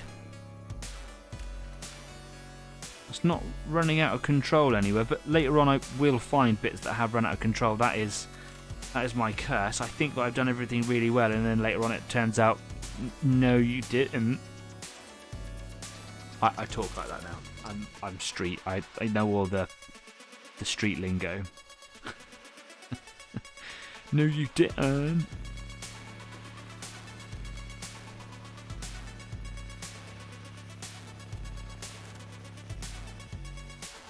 Oh, I've got some sepia there in the hood and on his face, and I wanted to keep that pretty clear of dark colours at the moment. I want to get in there and paint some silver in there later. There's a lot of lenses. He's got some eye lenses in there. There's 4 lenses on the front. These are all going to be painted bright white and then stained with blue to make them look like the glowing blue. So that'd be quite exciting, I think.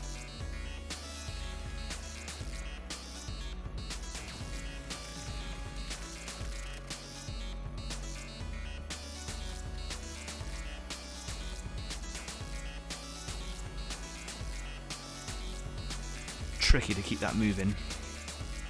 Put a bit more in there, I think.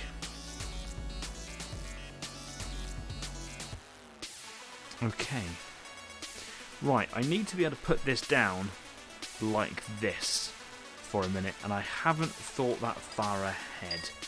I wonder if I can use my mug. This is not what I should do at all, but I'm gonna do it because I'm a cowboy. Okay.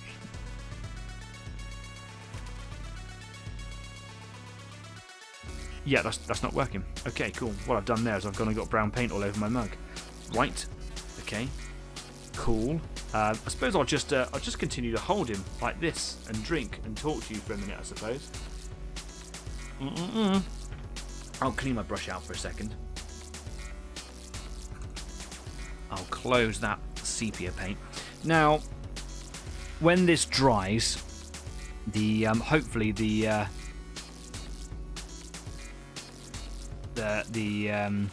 what am I trying to say? Where the sepia colour is, like on this leg piece here, for example, shouldn't be so dramatic. It should tone right down as it dries. I'll spread it out a little bit. So there's a very, very thick and heavy piece right here. I should be able to feather that out. If I get a wet brush, here we go. I should be able to feather this out and spread out that transition of that colour. That's lovely. Look at that. And that's basically what my job is now, is to make sure that it's not building up too much in most areas. I don't want to agitate bits that are starting to dry, because I'll start creating holes in the paint and that will just look awful. It'd be like an out of control contrast paint. So it's important that I come in with quite a wet brush to be able to move all that colour around. And then when it's all dry, I'm going to come in with some Agrax Earthshade, and I'm literally just going to edge all of the pipe work, all the trim work on there. So the borders to these pieces here, the shields, etc. up there, should really stand out with a dark brown edge in there. That Agrax Earthshade colour isn't going to be filtering the orange at all, it's literally just to edge it. But at the moment, as you can see, there's a prolonged drying time at the moment. I've got to be patient now and wait. While that is drying, I can just control it now just by sort of moving the object around. I'd like to have a little go at highlighting the Corvus black. All I've done is this little section here, is like a little pipe there. Getting a bit fed up with that auto focus, not actually auto focusing. So what I'm going to do is I'm going to turn auto focus off, because you're doing my head in. Yep, there we go. And I'm going to see if I can focus in on it. There we go. That's pretty good right there, isn't it? Screw you, autofocus. It just means I've got to keep him here now. So yeah, there's a little pipe here. And if I spin him around, there's another pipe on the back of the leg here as well. And I just think that they blend away into nothing. Do you see what I mean? Don't like that. Yep. I need to lose autofocus. Was just going to ask if there was headlights that I could see. Yeah, 1, 2, 3, 4. I'm going to do them all bright blue. Yeah. So I'm just going to see if I can put like a nice light grey line just down the side here. Not too light. I've got quite a few greys to choose from. I could do a little bit of Eshin grey. I think that's as light as I want to go, and that's like the darkest I've got, so that's pretty much telling me roll with that, right? can just see some more pooling of that sepia colour. So I'm just going to see this big pool here. Just going to feather that out. Yeah, that's nice. And that's just by coming in with a brush loaded with water. Not dripping, but if I was to touch it on my thumb, I'd get wet thumb, you know.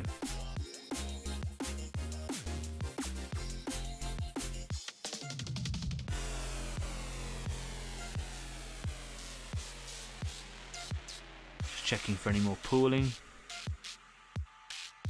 Nope, that's good. Jan says, yeah, you really should use some bright metallics to those ball parts in those legs.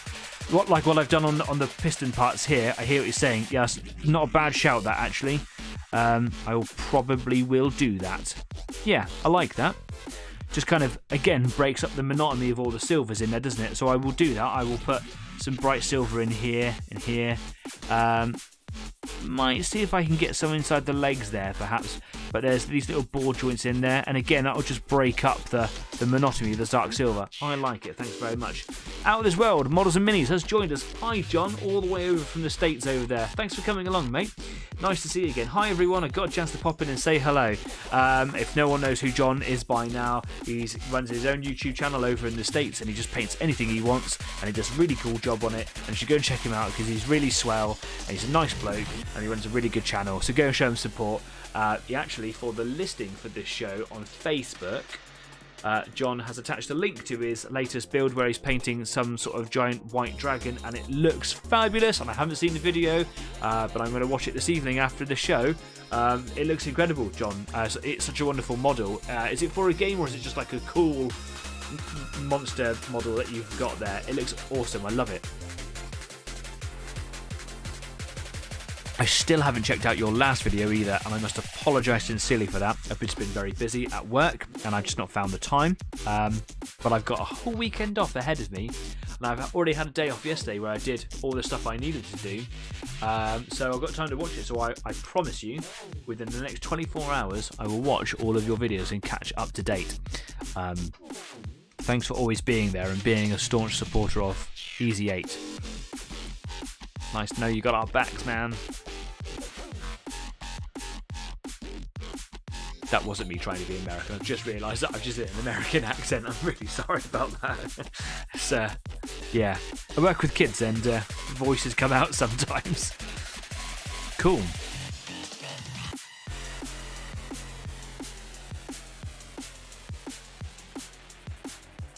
I'm literally just keeping an eye now on all of this brown build-up, but I think it's pretty much starting to dry, so I probably can put him down. Yeah, let's give that a go.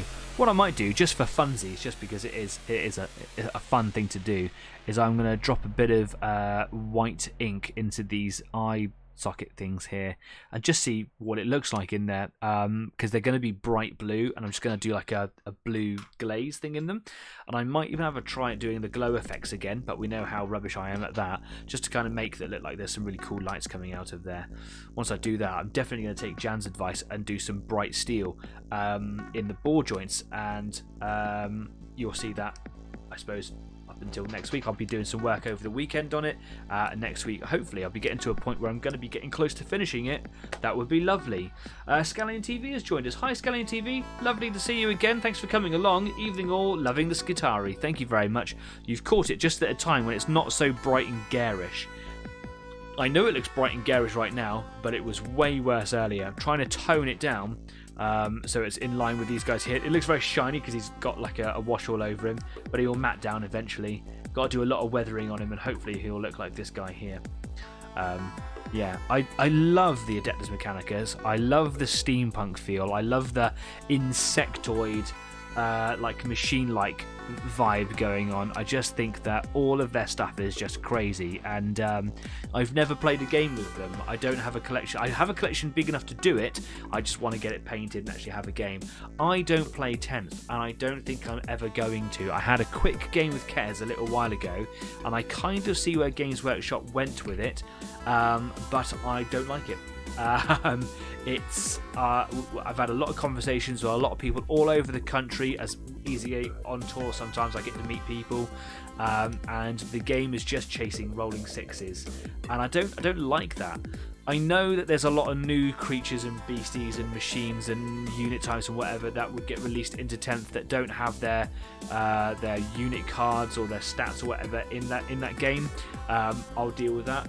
As far as I was concerned, 8th and 9th edition were really good. That's where 40k really started to get back in touch with its origins, the 2nd edition and the original Rogue Trader kind of concept and rules and things.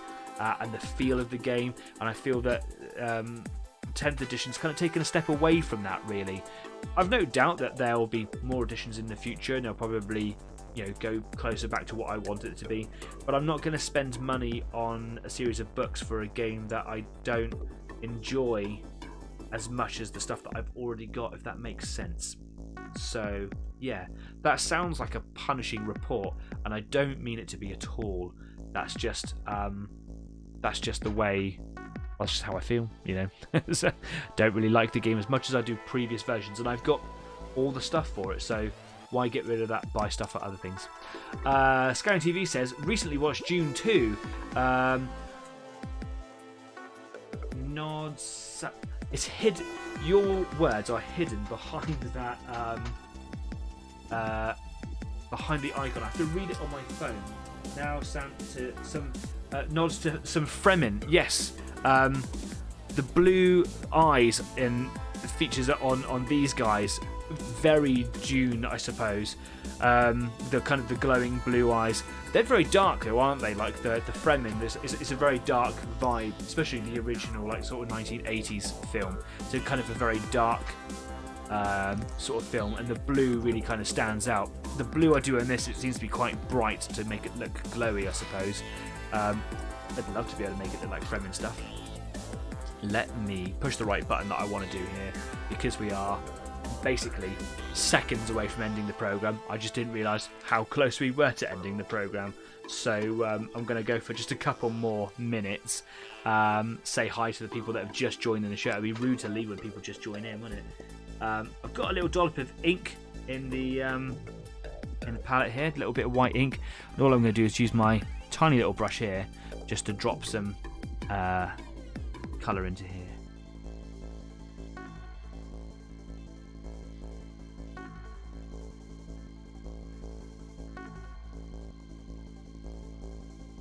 Now I'm using the white ink because it's for an ink it's quite opaque, but it is a bit transparent, and it runs a little more freely than a paint. It's kind of like somewhere between a paint and a wash.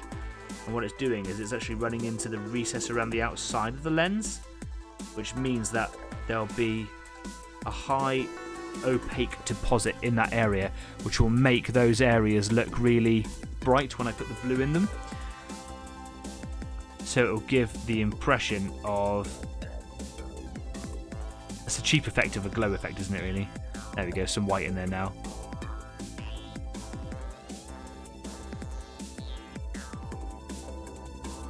Nice.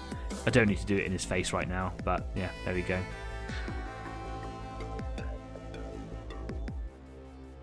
But yes, Jan was absolutely correct. Pop some bright silver into the ball sockets, etc.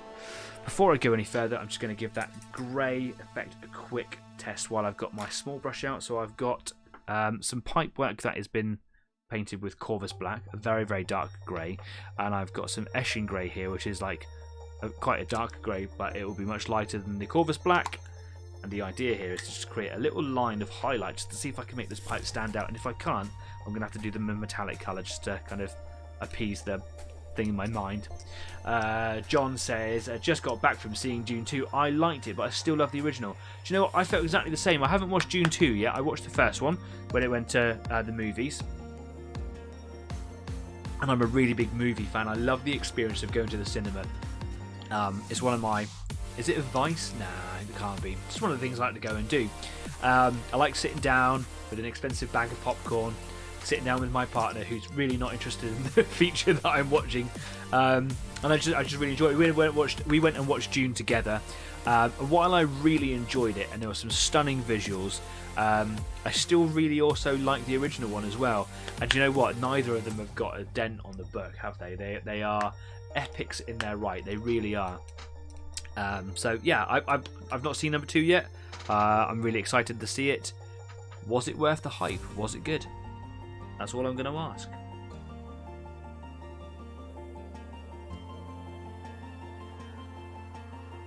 Okay, what I'm going to do is I'm just going to pop a little bit of this Eshin Grey down on the Corvus Black that I've got on the palette, just to see how much brighter it actually is, because I'm wondering if it's too dark actually.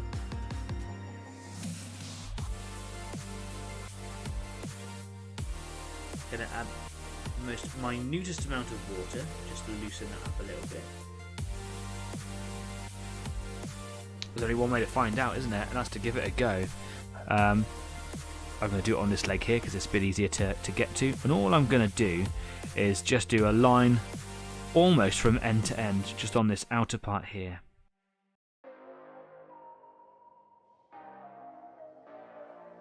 I think it's a little too dark.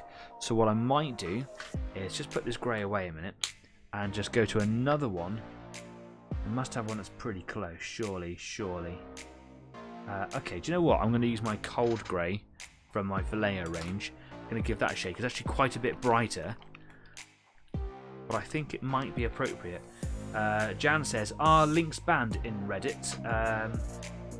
My first time live stream. I don't know. If you want to share this a link to this show anywhere you like, please feel free. The more the merrier. Yeah, I honestly don't mind where you share it at all. Go for it. As far as I'm concerned, you try to share it wherever you like, mate. And thank you. If that's your goal is to share it somewhere, please do. I really appreciate that. Easy 8 is all about just kind of connecting people together and just creating an area where we can all just share ideas, thoughts, celebrate victories like Kez has done today. And just paint our collections together, really. Okay, that is too bright. Also didn't do a very good job of that, so I'm going to wipe that off with my finger and start again.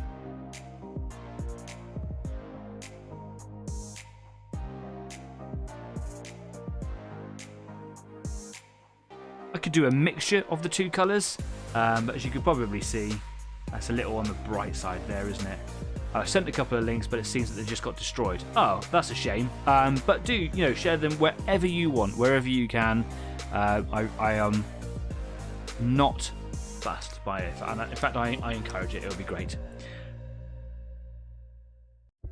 Anyway, what I'll do is I'll share a couple of photos of this bad boy being painted. And you can share some ideas, thoughts, or whatever. I look at everything. I am going to attack that build-up of sepia up there because let's have a little look at that. If you can see, we'll get it into the focus point here between the red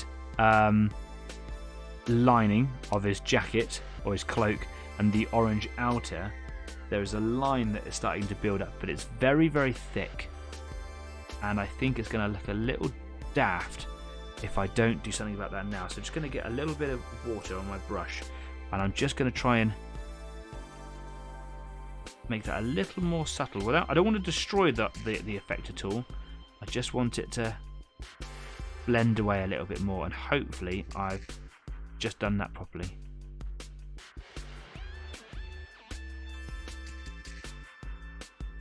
Let's see what happens. Okay. Cool. We're done here, aren't we, tonight? Cool. Let me just wash that brush out. Let's come away from here.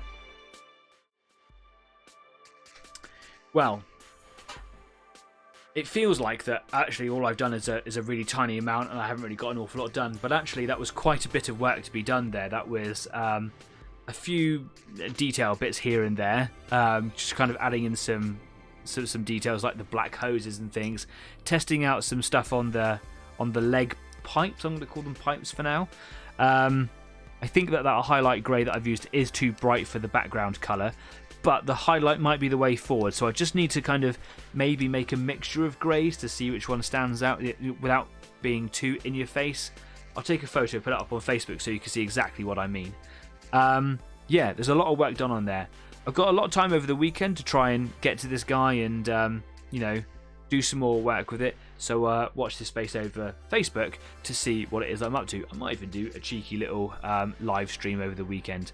Something that I don't always do, but you never know. Yeah, it's been a nice evening so far. I feel that is a good amount of work to be done. Stains, or I call them stains, but washes are always difficult because they're so time consuming. You've got to put a lot of work into them, make sure that they don't pool and destroy the stuff that you're doing, but also they take a long time to dry. So while you're manipulating them around the model to stop them from pooling or going bad, you just got to be with it all the time.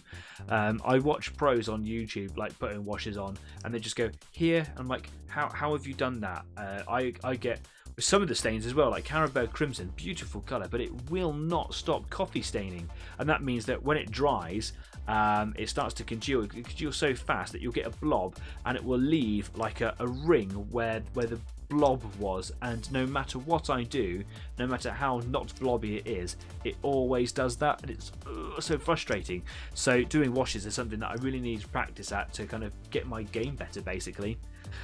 Anyway, that's enough for this evening. Thank you very much for coming along and keeping me company. We've got a couple of new faces this evening, and I'm really pleased with that. So please, if you are new and you haven't done so already, please do subscribe to the show. It's a really small gesture from your part, and it really, really genuinely does help the show and the community grow bigger, and it inflates my ego, and I love myself for it. So yeah, do subscribe. You don't have to, obviously, if you don't want to, but it would really make my day if you did. Let the community grow, right? Every time that you thumbs up a video, if you subscribe, if you leave a comment in the comment section, it affects the algorithm in a really positive way. All hail the algorithm. So the more that you interact with every video, the more that it gets kind of shared out there, and people randomly come along in the middle of a show and find us and kind of merge in with the community. And that's what this is all about. I'm not a pro. I'm not a pro by any means at all. Like, I'm actually really rubbish, and I just want to kind of share the experience with you. Jan says, thanks, it was very fun. You're more than welcome. Thank you very much for coming along. It's really nice to meet you. Do you have any Instagram? I do. There are links to all of our platforms just downstairs, so go and check those guys out. I haven't been very active on Instagram for a while. I must apologise, but you know what? Over this weekend, I promise that I'll get some new photos out on there, because actually Instagram's a really good place to, you know, affect the algorithm. John saying, all hail the algorithm. Yes, as YouTubers, we know about that algorithm. It's such a slog. So yeah, please subscribe. It would really make my day. And if you get me to 200 subscribers, I'll let my cats in the studio and they'll eat everything. I'm not kidding. I'm actually really nervous about it, because we will get there at some point, right? We will get to 200 subscribers. Anyway, I hope you've had a good evening. I hope you've had a productive night. If you've done any stuff this evening, please do share photos on Facebook. Links to all of our platforms just downstairs there. Go check them out. I'm going to take a quick 10-minute break, go see my partner, go see the cats for a minute, go get another grown-up juice, and then I'm going to be on Discord, so you can join me and whoever else comes along to Discord at the Easy 8 after party. Again, links down there in the description, and I'll be on for as long as it is that I'm going to be on, chilling out this evening with you guys directly. Anyway, that is enough from me. Until next week, you guys stay safe, be kind, and keep on painting, and I'll see you soon. Take care now. Bye-bye.